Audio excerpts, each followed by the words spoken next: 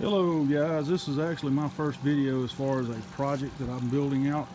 This is a 1542 tracker. I know the light's in low condition, but I wanted to show y'all something I just finished up.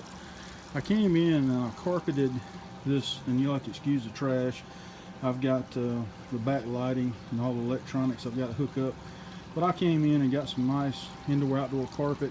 I wound up putting the foam insulation down in the bottom and then upholstered the board, notched it where it would fit in here so we'd have a solid surface. I'll explain this little setup in a few minutes, but I came through and put a casting deck. I ran it from the front of the boat all the way to the wet well, as Bass Pro calls it.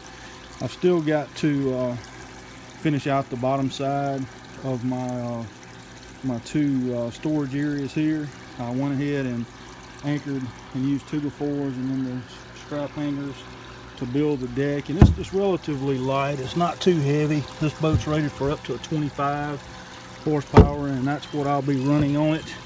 Got the pedestal seat mount installed, and I hope everybody, I know it's real low light condition, but I did want to show the boat after I've gotten started in it. Piano hinges, stainless, to have the hatches, and we do a lot of jug fishing here in Mississippi. I'm gonna have one side to actually store all my jugs up underneath this area, and they classify this as a wet well. You can see the cover that actually goes on. I'll put that on in a minute. It's got to be anchored back.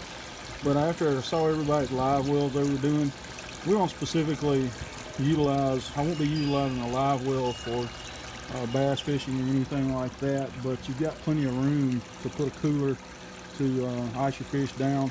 But what I've done is we have to carry the bait buckets when it gets so hot. We have issues with trying to keep the live bait alive with the little air bubbler buckets as they're in the buckets. Well, what I did, I came in and took 3/4 inch PVC and I marked my line where this transition piece would go in.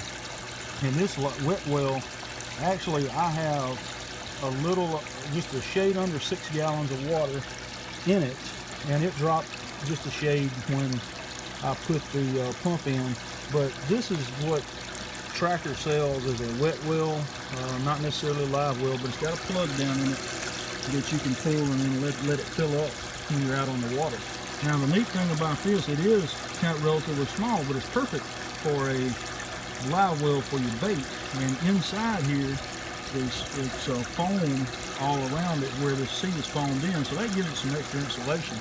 But I went in and took this 3/4 inch PVC, measured it where it's a pretty tight fit, and then I drilled, I think 26 holes possibly in to get the flow, and then got a 600 gallon per minute build pump and installed. And this line that's running out, I'm gonna drill the top corner and run that up in this area where I'm gonna have a little electronic for my electronics in a box for my trolling motor mounts at my foot control.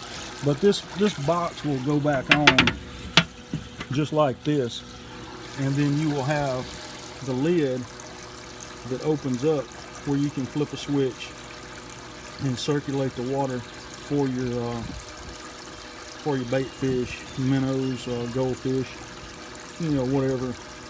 It actually worked pretty good as a, you know, if you had brim or something in here, I guess for your brim fishing. Size wise, you may hold 2 bass in there, you know, not anything made huge, but I'm mainly going to use it for the bait fish. But anyway guys, I wanted to share that with you. That's a nice way to utilize this area that a lot of people think is dead space, that they do not use. They just use it for storage or something, but you know, it makes a great live well for your bait fish. And here again, that's a 600 gallon per minute build pump. I think it came from Wally World, and then I just went to the local hardware store and got some piping. I don't recommend using that bilge pump piping because it's so fragile. Just get you some clear hose, or the kind I'm using is actually a braided clear hose. It's real stout, where you can just kind of force it down in there, and you don't have to screw anything to the bottom of the boat pan to hold it in, because it'll hold itself. But as you can see, it's running. This doing, it'll stir up and it'll agitate the water, great. But that's the build out that I'm working on now. Again, I'm going to have a 25 horsepower Johnson that I've got that will be running the boat, but I just want to share that with you. If anybody likes it, great. Hey, I'm just out here trying to look at everybody else's videos and figure out how to build something that suits our needs without breaking the bank. Hope this helps somebody out. Please feel free to share, like, or anything. Have a nice night. Thank you.